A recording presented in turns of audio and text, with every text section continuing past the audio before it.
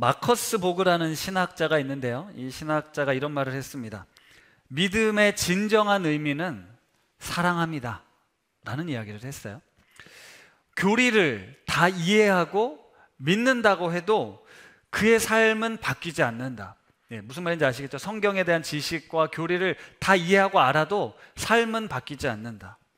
믿는다면, 그 믿음이 사랑함이라면 그 사랑의 대상이 우리를 바꾼다, 이런 이야기를 하셨어요. 이게 무슨 말이냐면 기독교의 본질이 하나님과의 관계적인 사랑 그리고 삶의 변혁이다라고 이야기를 하는 거예요. 우리가 예수를 믿고 그리스도인으로 살아가는 데 있어서 내가 하나님을 정말 믿고 하나님을 사랑한다고 하는데 그 사랑의 대상이 우리를 바꾸지 않는다면 우리는 그분과 인격적인 관계를 맺고 있는 것이 아니라는 거예요. 왜요? 사랑하는 사람을 위해 내 삶이 변하는 걸 우리가 경험들을 해보시지 않았겠습니까? 믿음이라는 건 하나님을 사랑함이고 하나님을 사랑한다라는 건 우리의 삶을 그렇게 바꾼다라는 거예요. 저도 따져보면요, 꽤 오랜 동안 신앙생활을 해왔습니다. 이제 40대 제가 중반이 넘었으니까요. 오랫동안 신앙생활하면서 교회 안에 있으면서 그리고 한국교회의 어떤 적나라한 현실들, 가슴 아픈 이야기들을 많이 접하면서 우리 한국 사회가 그런 걸 자랑했거든요. 100년 내 이렇게 부흥한 교회가 없다, 이렇게 뜨거운 믿음으로 성장한 교회가 없다, 나라가 없습니다 라고 한 거, 예, 맞습니다. 팩트는 맞는데 과연 그 믿음이 이 세상에 어떤 변화를 가져왔냐, 우리 사회를 어떻게 변화시켰느냐, 우리 그리스도인들의 삶에 어떤 변화를 가져왔냐라는 질문을 여전히 하고 있습니다. 우리 성도님들은 사랑이 진정한 힘이고 능력이라고 믿으시나요? 하나님을 사랑하는 이 사랑이 우리의 삶을, 이 세상을 바꿀 진정한 능력이라고 믿으십니까? 아멘. 초대교회 성도들은요, 당시에는 겸손이라든지 사랑이라는 가치가 별로 의미 있는 것으로 취급되지 않았어요. 당시에는 능력, 권세, 신분 이런 것들이 굉장히 강조되었을 때 겸손이라는 것과 사랑이라는 건 별로 치부되지 않았거든요. 그러나 그리스도인들은요, 로마의 지배 속에서 그리스도의 사랑이, 이 진정한 사랑이 세상을 바꾼다, 세상을 변화시킬 능력이 있다라고 믿고 그들의 삶을 이 예수 그리스도의 십자가 사랑에 내던졌습니다. 그때뿐만이 아니죠. 수천 년이 지난 오늘 우리에게도 동일한 거예요. 우리가 믿음을 갖는다는 건 내가 하나님 믿어서 복받아야지가 아닙니다. 하나님을 믿는다는 건 하나님의 사랑함을 내가 경험해서 나의 삶과 나의 주변의 삶과 우리 공동체, 더 나아가 우리가 살고 있는 세상을 변혁시키는 삶, 그게 하나님이 우리를 부르신 이유와 목적이죠. 지난주에 우리는 하나님을 안다는 것이라는 제목으로 이제 말씀을 나눴습니다. 요한일서 2장 1절에서 7절 본문을 통해서 하나님을 안다는 건 그의 계명을 지키는 거다라고 말씀해 주셨어요. 하나님을 안다라는 건 뭐냐면요, 그의 계명을 따르는 거예요. 그의 계명이 뭔지는 우리가 계속해서 이제 배우게 될 텐데요, 그의 말씀을 지키는 자에겐 어떤 은혜가 임하냐면 하나님의 사랑이 그 속에 온전히 거한다라는 거예요. 하나님의 말씀을 지키는 것이 그의 사랑 안에 온전히 거할 수 있는 것이라는 거죠. 그리고 하나님의 계명을 지킴으로써 우리 안에 하나님이 있다라는 걸 증명할 수 있다는 겁니다. 그래서 내 안에 그리스도가 있으면 우리는 그리스도처럼 살게 된다, 이걸 하나님이 아는 사람들에게 주신 그 증명의 모습이거든요. 결국 예수 그리스도를 닮아가는 삶이, 하나님을 안다라는 것은 결국 예수 그리스도를 닮아가는 삶으로 드러나게 되어 있다라는 거죠. 그리스도를 닮아간다라는 건 우리 삶이 어떻게 변할지는 우리가 말씀을 통해 잘 알고 있습니다. 이게 진짜 그리스도인의 모습이에요. 우리가 예수 믿는 이유는 복을 추구하기 위함이 아닙니다. 하나님 앞에 잘 보여서 뭔가 얻어내려고 열심히 신앙생활하고 헌금하는 게 아니에요. 우리가 하나님을 알고자 하면요, 하나님을 알기를 힘쓰려고 하는 것은 그분의 말씀대로 살려고 하는 것, 그것이 목적이라는 거예요. 우리가 뭔가 잘되고 복받기 위해서가 아니라 하나님을 알아가기 위해서, 내 안에 거하시는 예수, 그분과 동행하는 삶을 살기 위해 우리는 하나님, 이 신앙 생활이라는 걸 하는 겁니다. 그러면 왜 하나님을 알아야 할까? 왜 하나님 알기를 힘써야 할까? 우리가 하나님 알기를 힘써야 하는 이유는 죽음 이후에, 우리 모두 다 죽으니까 죽음 이후에 내세의 삶을 보장받는 것, 그것만이 신앙의 유일한 이유가 아니에요. 여러분, 이것보다 더 중요한 게 있어요. 우리가 하나님을 알기를 힘써야 하는 이유는 지금 내가 여기 왜 존재하고 있는가를 하나님을 알 때, 하나님을 믿을 때, 하나님과 인격적인 사귐이 있을 때, 아, 내가 여기 오늘 왜 존재하는지를 알게 된다는 거예요. 그 중에 가장 중요한 게 뭔지 아세요? 사랑이에요.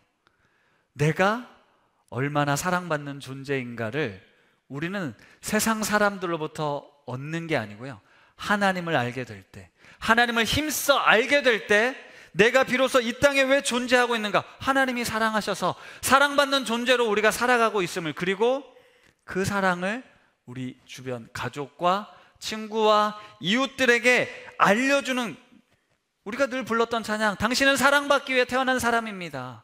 그 사랑 전하기 위해 태어났습니다. 이거예요. 우리의 존재 이유를 알 수 있는 건요, 우리가 열심히 노력하고 돈을 벌고 이 땅에서 뭔가를 누린다고 내 존재 이유를 발견하는 게 아닙니다. 하나님 안에서만. 왜요? 그분이 우리의 창조주이시고 우리를 지키시고 우리를 구원하시는 분이시기 때문에 우리는 비로소 그분 안에서만 삶의 의미와 이유를 발견할 수 있다는 거예요. 하나님을 알아가기를 힘쓸수록 그 사랑으로 우리는 더욱 충만케 됩니다. 오늘 함께 읽은 본문 중에 7절에서 11절은요, 형제 사랑에 관한 말씀이에요. 요한이 내가 너에게 새 계명을 쓰는 것이 아니라 너희가 처음부터 가졌던 옛 계명을 쓴다라고 말합니다. 여기서 말하는 옛 계명은 우리가 아는 것처럼 구약의 율법이에요. 유대인들이 알고 있었던 그 율법. 그런데 이 율법에 대해서 예수님이 오셔서 율법을 완성하러 왔다라고 말씀하시잖아요. 그러면서 새 계명을 주십니다. 요한복음 13장 34절 말씀인데요, 같이 읽어보겠습니다. 시작.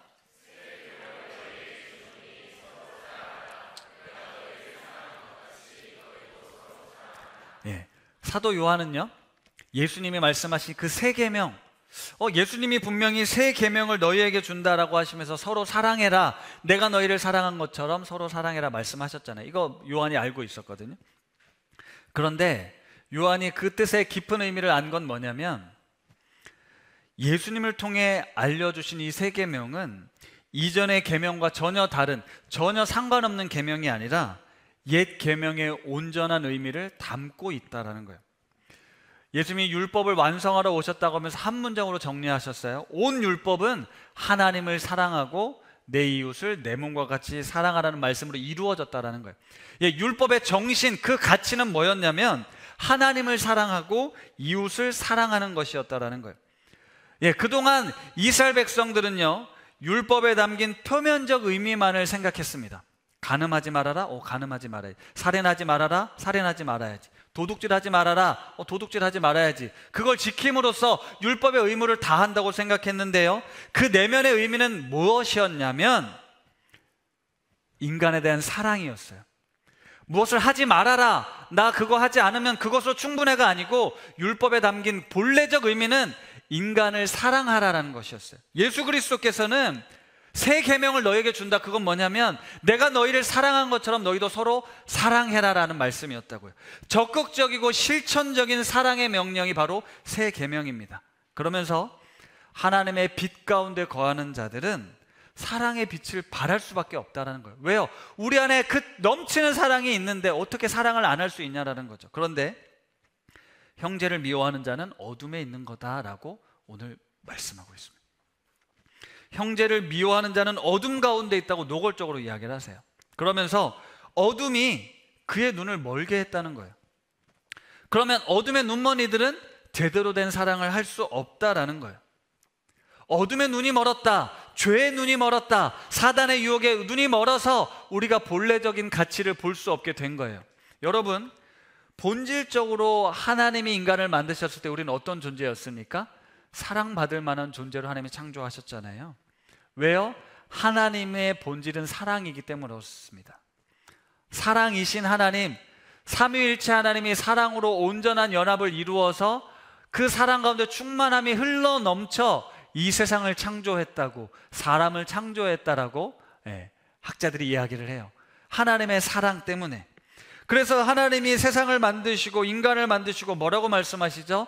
보시기에 심히 좋았더라 말씀하셨습니다. 토브라는 단어를 쓰셨어요.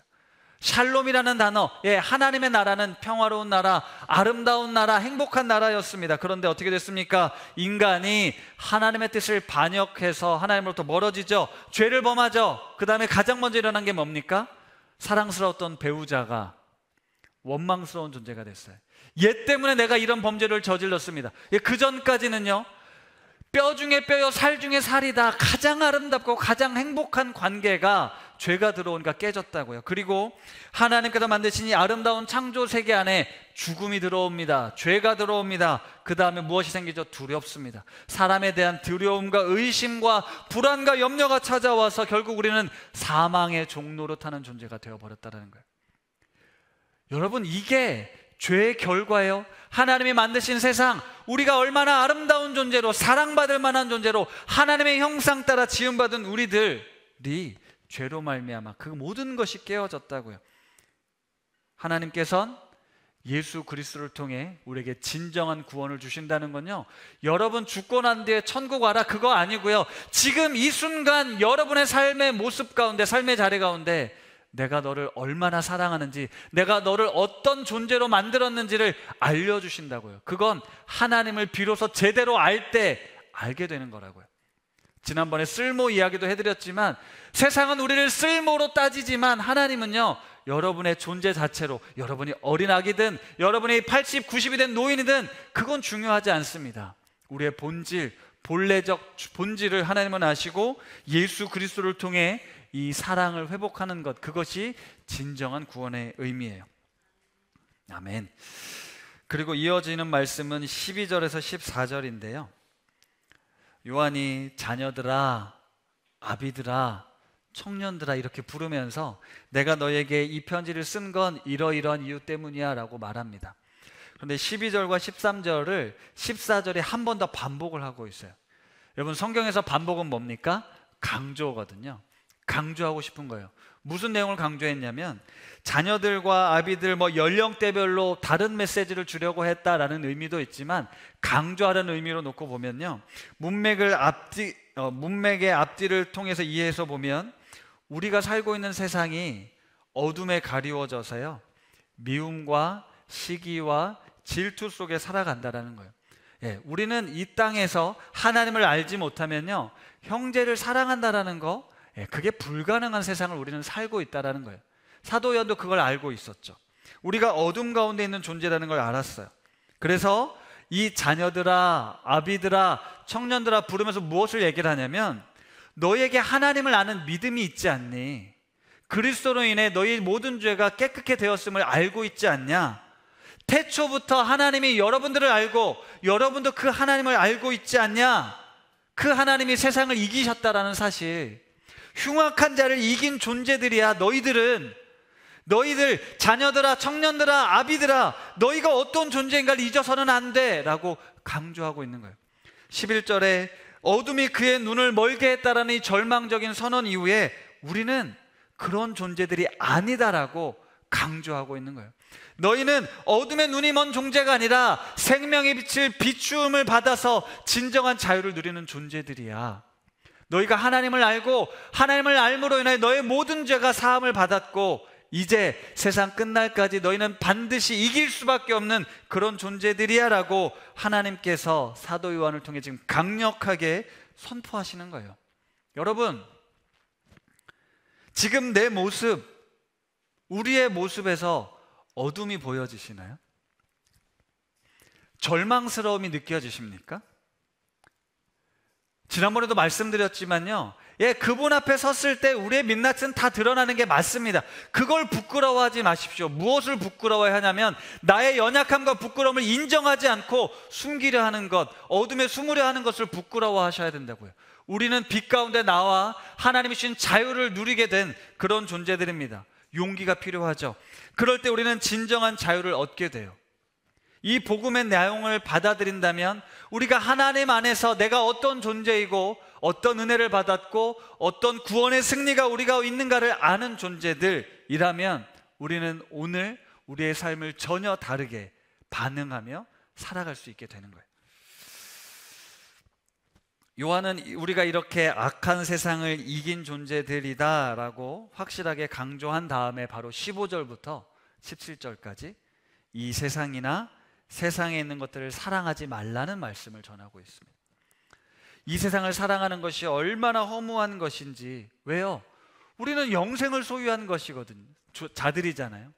영원한 가치를 소유한 자들인데 금방 사라지는, 없어지는 것들에 우리의 마음을 빼앗겨 그것을 사랑하고 그것을 추구하려 하고 그것을 얻으려고 하는 것이 얼마나 어리석은 것인지를 사도 요한은 지금 이야기를 하고 있는 거예요. 여러분도 경험하셨을 것이고 우리가 세상 뉴스들을 보면서 아시는데요, 여러분, 세상을 사랑하고 세상에 있는 것들을 사랑하며 그것을 누리면서 마치 내가 다 얻은 것처럼 행복하게 살고 있는 사람들, 그런데 사람에게 배신당하죠. 사람들에게 배신당하고 뜻하지 않는 문제들이 찾아오고 내가 가지고 누렸던 것들이 허무하게 사라지는 것들을 경험하게 됩니다. 그럴 때 하나님을 알지 못하는 자들은요, 하나님의 사랑받는 형상으로 우리가 창조되었고 그 존재 가치는 변하지 않는데 우리가 세상에서 벌어지는 일들, 내가 겪고 있는 삶의 모습들, 내가 가지고 있는 태도와 내 모습 때문에 우리는 하나님으로부터 멀어질 거라고 생각하지만 그분의 사랑은 변함없는데요, 우리가 세상을 살다가 세상을 의지하다가 세상을 사랑하다가 그것들이 허무하게 사라지고 나면 어떻게 됩니까? 살아갈 의미가 상실되어 버리는 거예요. 그렇게 해서 아까운 생을 스스로 마감하는 일들이 얼마나 많습니까? 어제도 아주 유명한 유튜브가 자살한 얘기도 나오고요. 그런 뉴스들이 들려오잖아요. 그것이 남의 이야기가 아니라 우리가 하나님을 사랑하고 그분의 사랑 가운데 우리가 존재함을 알지 못한다면 세상에 있는 것들이 우리 가운데 떠나게 됐을 때, 그것들이 나를 비참하게 공격해오고 나를 배신 때릴 때 우리는 살아갈 의미를 상실해 버린다라는 거예요. 그러나 앞서 말씀드린 것처럼 하나님을 아는 자, 하나님의 사랑을 아는 자들은 우리의 존재 가치를 그 어떤 것으로도 바꾸지 않습니다. 예전에 우신고의 힐링 콘서트 때 우리 학생들을 만나러 온 범키라는 가수가 있었어요. 그가 젊은 시절 성공을 향해 열심히 달려가서 탑을 찍었습니다. 최고가 됐어요. 그런데 갑자기 허무함에 빠진 거예요. 그리고 세상적인 것들, 약 이런 것들에 마음을 빼앗겼습니다. 그리고 그 세상적인 것들로 자신들을 채우려 했던 것이 얼마나 허무했던가를 결국 예수 그리스도를 만나고 돌아오게 되죠. 우리 아이들에게 세상을 쫓아가는 삶의 허무함에 대해서 이야기해줬던 그 메시지가 기억이 나더라고요. 그리고 오늘 이 본문을 앞뒤의 맥락과 상관없이 이해해서는 안 됩니다. 세상이나 세상에 있는 것들을 사랑하지 말라라는 말씀을 문자 그대로 앞뒤 문맥과 상관없이 이해를 하면 안 되는데요, 제가 대학생이 되던 20살에 입학한 학교 앞에서 전도를 당했습니다. 모태신앙으로 20년간 열심히 신앙생활을 해오고 있던 나를 너의 그동안 신앙생활은 다 틀렸어, 잘못됐어 라고 전도를 당했는데요, 제가 그 말에 동의를 했어요. 입시를 위해 세상 즐거움을 다 버리고 공부만 해왔던 저에게 이제 대학이라는 넓은 세상에서 자유를 만끽할 수 있었던 시기에 저는 그분들을 만나서 너가 그동안 믿어왔던 믿음과 신앙생활은 잘못됐어, 하나님을 정말 알아야 돼 라는 말씀, 그리고 그때 들었던 말씀이 뭔지 아세요? 야고보서 4장 4절이에요. 한번 읽어볼까요? 시작.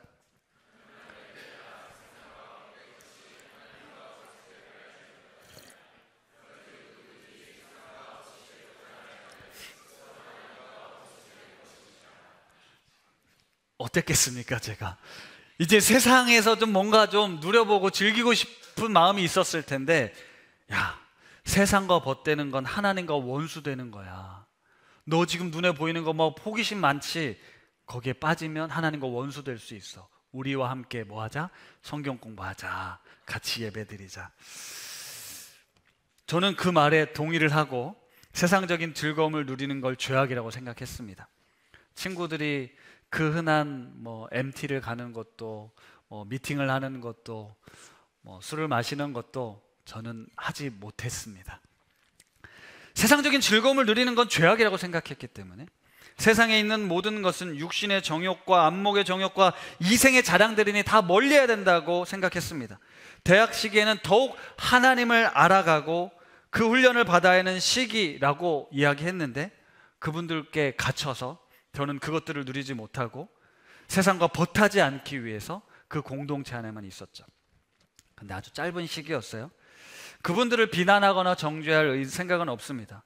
그분들 통해서 정말 신앙의 도전을 많이 받았고요, 인간적으로도 훌륭한 분들이라는 걸 알고 있습니다. 동의되는 분들도 있었지만 어느 정도 함께하고 훈련을 받은 거죠. 그런데 그게 너무 강조되다 보니까요, 세상과 종교를 완전 이분법적으로 구분하는 거예요. 특히 교회에 대한 비판이 컸거든요. 교회 가면 그 먹고 마시고 즐기는 거지 제대로 된 훈련을 받지 않는다. 근데 저는 교회가 그때 너무 좋았어요. 교회에서 함께 어울리는 게 너무 좋았거든요. 이제 충돌이 생기는 거예요. 무슨 이야기를 드리고 싶냐면요, 세상과 세상에 있는 것들을 사랑하지 말라고 해서 세상을 등져야 된다, 세상과 단절되어서 살아야 된다, 그런 말씀이 아니라는 거예요. 초대교회 당시에 영지주의적 이단도 한 파가 금욕주의였잖아요. 왜요? 세상에 물들지 않으려면, 우리는 연약한 존재니까 세상에 물들지 않으려면 어떻게 해야 됩니까? 속세를 떠나야 되는 거예요. 그리고 금욕적인 삶을 살아야 되는 거예요. 우리 마음속에 얼마나 많은 생각이 들어옵니까? 보면, 먹고 싶은 게 있으면 그런 유혹이 생길 거 아니겠습니까? 그것부터 단절시키려고 했다라는 거죠. 그들의 노력도 물론 인정해 주어야겠지만 정말 하나님께서 예수 그리스도를 통해 우리에게 주시고자 하는 삶은 어떤 것이었냐면 세상과 분리되는 삶이 아니었다라고요. 어제도 김동욱 목사님 오셔서 세상이나 세상에 있는 것들을 사랑하지 말라고 하셨지 세상에서 멀어지라고 구분지으며 살라고 말씀하신 게 아니에요. 그러면서 여러분들이 살아가야 될 세상은 여러분들이 살아가야 될 믿음이 펼쳐야 될 곳은 세상이라고요. 교회에 와서 여기서 마치 나의 믿음을 키우는 게 아니라 여러분은 직장에서 가정에서 그 삶을 살아야 된다라고 말씀하셨잖아요. 세상이나 그것들을 사랑하지 말라고 했지 세상과 단절되어 살라고 말씀하신 게 아니에요. 당연히 우리가 세상을 살다 보면 영향을 받죠. 유혹을 받습니다. 세상을 사랑할, 세상에 빠질 위험성이 높은 거 맞아요. 그러나 위험성이 높다고 그걸 피해서는 안 됩니다. 우리가 극복해야 될 부분이죠. 우리는 그런 도전에 있는 거예요. 여러분, 예수님이 공생애를 시작하기 전에 40일 동안 광야 생활을 끝나고 사단이 와서 시험하잖아요. 돌로 떡을 만들어 먹으시라고, 성전에 올라가서 뛰어내리라고, 세상을 다 보여주면서 나에게 절하면 이 모든 것을 당신에게 주겠다고. 이게 뭡니까? 육신의 정욕과 안목의 정욕과 이생의 자랑이잖아요. 우리 예수님은 그걸 말씀으로 물리치셨습니다. 왜 그랬을까요? 예수님이 공생애로 살아가야 되는 현장, 세상은 그런 것들이 득실되기 때문에 그래요. 마찬가지죠. 우리가 그리스도인으로 살아가는 세상에 이 육신의 정욕과 안목의 정욕과 이생의 자랑을 우리가 늘 유혹받는 대상이래요. 시험받는 곳이라고요. 그래서 우리가 이것들을 대적하며 싸우는 삶을 살아가는 거죠. 이것들, 육신의 정욕과 안목의 정욕과 이생의 자랑은 하나님께로부터 온 것이 아니다라고 분명히 이야기합니다. 사랑하는 성도 여러분, 우리가 여러분들이 지금 붙잡고 있는 것들은 하나님께로 온 것이 아닐 수 있어요. 세상으로부터 온 것이에요. 안개처럼 사라지고 화살처럼 사라지는 것들, 우리에게 영원한 생명을 부여해 주지 않는 것들을 우리는 붙잡고 그것이 마치 나에게 영원한 기쁨을 줄 것처럼 착각하는데요, 오직 하나님의 뜻을 행하는 자가 영원히 거할 수 있다고 오늘 말씀하고 있습니다. 설교 모임 하면서 박신혜 목사님이 매드클라운이라는 가수를 소개해 줬는데 전 처음 들었는데 래퍼 같아요. 죽지마라는 노래를 들려주셨어요. 죽지마. 그냥 랩이에요. 되게 재미없는 노래인데 가사는 되게 담담하고 의미가 있더라고요. 그 가사 중에 이런 가사가 나와요. 이 거지 같은 SNS들, 온통 행복해 보이는 사진들, 그 속에 가장 우울한 세대, 여러분, 세상에 있는 것들이 되게 좋아 보이고 사람들이 올리는 사진들 이런 걸 보면서 아, 저 사람 되게 행복해 보인다. 하지만 그 속에 외로움과 슬픔, 그걸 지적하는 거예요. 그게 우리라는 거예요. 그러면서 그런 것 때문에 죽지 마라고 이야기를 하더라고요. 뻔한 말이라도 들어. 지나가면 진짜 아무것도 아니야. 여기 있는 사람들 100년 뒤면 다 사라져. 저 개 같은 소문들도, 미국 대통령도, 세상의 모든 부자도, 빈자도, 새들도, 꽃도, 그리고 너도 나도 다 사라져. 그러니 죽지 마라고 이야기를 하는 거예요. 여러분, 우리가 살고 있는 세상, 우리는 수많은 유혹과 시험들 속에 노출되어 살아갑니다. 거기에 넘어질까 두려워서, 거기에 마음이 빠질까 두려워서 우리가 이곳으로 몰려들어서 우리들만의 왕국을 건설하는 게 교회가 아니에요. 신앙이 아니에요. 우리는 세상을 벗어날 수도 없고 세상의 영향을 받는 걸 피할 수 없는데, 우리가 정말 하나님을 제대로 안다면, 하나님을 믿는다면, 그분의 사랑 가운데 우리가 온전히 거한다면 우리는 세상 속에서도 전혀 다른 삶을 살게 된다고요. 전혀 다른 가치관과 세계관을 가지고 사는 것, 그게 바로 믿음이라고요.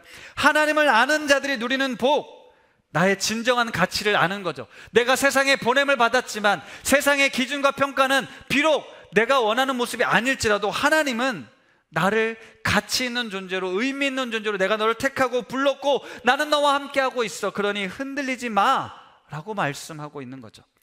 따라서 하나님을 사랑하는 자, 하나님 안에 있는 자들은 세상이나 세상에 있는 것들을 사랑할 필요가 없습니다. 그것에 마음을 빼앗길 이유가 전혀 없어요. 왜요? 우리에겐 영원한 가치, 영원한 생명이 우리 가운데 충만하게 오늘도 역사하고 있기 때문에 그렇습니다. 하나님의 말씀이 우리 안에 있으면, 우리가 하나님 안에 거하는 삶을 살게 된다면 세상을 이겼다라는 이 확신 속에 영생의 기쁨을 누리는 거예요. 말씀을 마무리하겠습니다. 우리는 하나님의 주인 되심을 신앙 고백하는 사람들이에요. 여러분, 우리의 삶의 주인은 하나님이세요. 하나님이 우리의 삶을 가장 잘 아시고 우리의 삶을 가장 선한 길로 인도해 주십니다.